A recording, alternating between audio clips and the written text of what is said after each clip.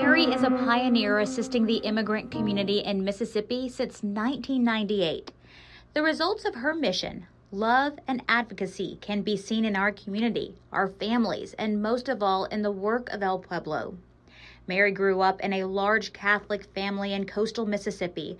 Her faith has driven her life of service for others. She attended the University of Southern Mississippi, where she received a bachelor's degree with a double major in mathematics and computer science. Her faith has always been her guiding beacon. During spring break of 1996, she chaperoned a humanitarian field trip to the border town of Laredo, Texas, for a group of Catholic University students.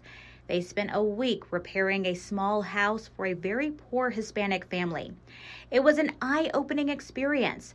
She met a Catholic nun who ministered to a very poor Hispanic community there.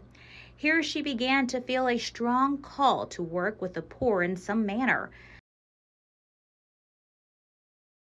Dorothy Day and Mother Teresa of Calcutta were her inspirations. She read everything she could find about them, their work, and their spirituality. The idea of a radical hospitality toward the homeless, as envisioned by Dorothy Day's Catholic worker movement, was an inspiration, and she began to experience a very strong desire to experience the Catholic worker movement. In May 1998, Mary quit her corporate job and cashed in her small retirement account.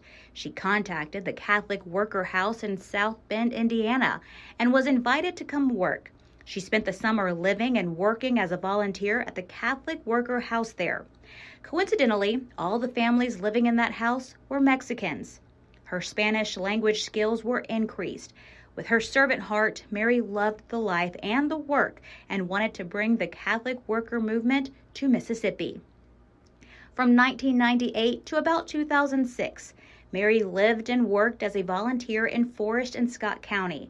She says these were some of the happiest years of her life. She helped Father Rich Smith and worked with Reverend Sally Bevel, a United Methodist minister who provided services in Forest through Trinity Mission Center. At Trinity, Mary learned how to teach English and helped Reverend Sally provide social services and legal aid.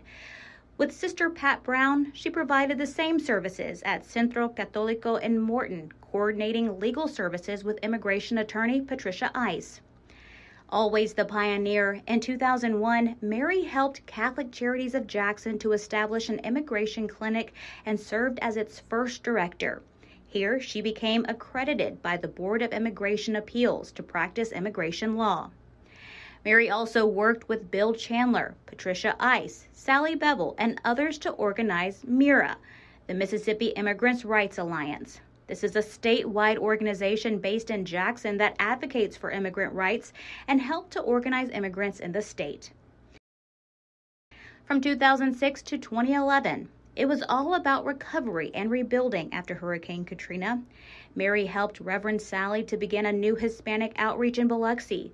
She became the only Spanish-speaking long-term recovery caseworker for UMCOR during Katrina recovery on the Gulf Coast. In 2007, a nonprofit under the name The Village El Pueblo was created. El Pueblo provided hospitality and social services to both the immigrant and the homeless communities, as well as immigration legal services. In 2011, a decision was made to merge the Village El Pueblo with Seashore Mission, El Pueblo Immigration Legal Services, a program of Seashore Mission. Mary continued to provide legal services to the community.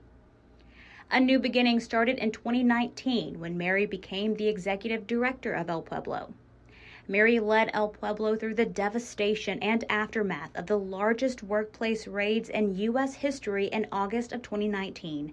It happened in the poultry processing plants of central Mississippi. ICE agents arrested 684 Hispanic workers from the rural towns of Bay Springs, Canton, Carthage, Morton, and Forest. It was the first day of school, and many of the children returned home to find one or both of their parents missing. It was a terrible trauma for the children and for the whole Hispanic community. Through Mary's leadership and vision, it became evident that the people of rural central Mississippi needed a permanent local legal service provider. With the board's permission, she opened the Forest office in October of 2019. Through Mary's tireless work on April 1st, 2020, El Pueblo separated from Seashore Mission and became an independent nonprofit corporation, now consisting of 2 offices, both recognized by the Department of Justice to provide immigration legal services, and now with 2 more DOJ-accredited representatives on staff. El Pueblo is ready for the future. The people who need our services are good people who are here for various reasons, but mostly very desperate reasons. With so much love for El Pueblo, Mary served as executive director until December 31st, 2021, and then assisted with legal services and the transition of a new executive director until her retirement in June of 2023. Mary continues to serve as a volunteer ESL teacher. No words of gratitude can express the selflessness, devotion, and love she has provided to El Pueblo, the community, clients, and co-workers. We love you, Mary. You are El Pueblo.